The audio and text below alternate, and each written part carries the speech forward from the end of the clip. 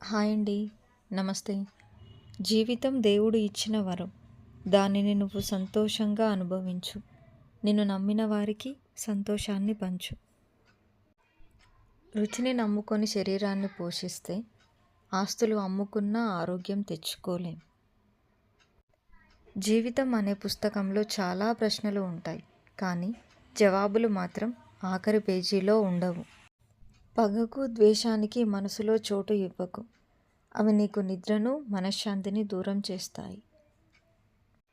దొరికిన దానితో సంతృప్తి పడేవాడు ఎప్పటికీ చెడిపోడు. ఎంత దొరికినా అసంతృప్తి పడేవాడు ఎప్పటికీ బాగుపడడు.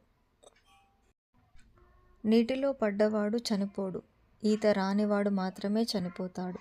అలాగే సమస్య ఉన్న ప్రతివాడు ఓడిపోడు, పరిష్కారానికి ప్రయత్నించని వాడు మాత్రమే ఓడిపోతాడు. నువ్వు ఇష్టపడే మనుషుల దగ్గర అహంకారం, నిన్ను పట్టించుకొని మనుషుల మీద మమకారం అస్సలు చూపించకూడదు.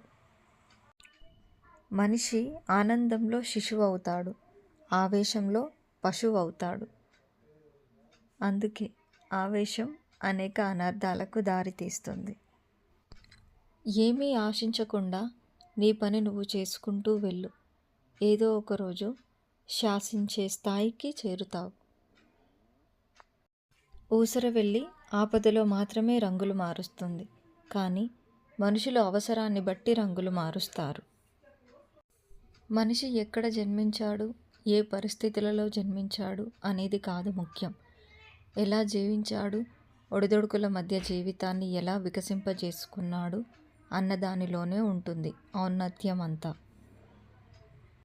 డబ్బు, దీన్ని తక్కువగా వాడుకుంటే మిమ్మల్ని కష్టకాలంలో ఆదుకుంటుంది. అదే విచ్చలవిడిగా వాడితే మీ జీవితంతోనే ఆడుకుంటుంది. రెక్కలు వచ్చాక ఎగరడంలో తప్పు లేదు, కానీ ఆ రెక్కలకు ప్రాణం పోసిన వారిని వదిలేసి ఎగరడం ఖచ్చితంగా తప్పే. మనిషి బరువుతో ఉన్నప్పుడు భారం దింపుకోవడం సులభమే, కానీ మనసు బరువుతో ఉన్నప్పుడు భారం దింపుకోవడం అంత సులభం కాదు. Thank you for watching. ఈ వీడియో మీకు నచ్చినట్లయితే please like and subscribe. Thank you.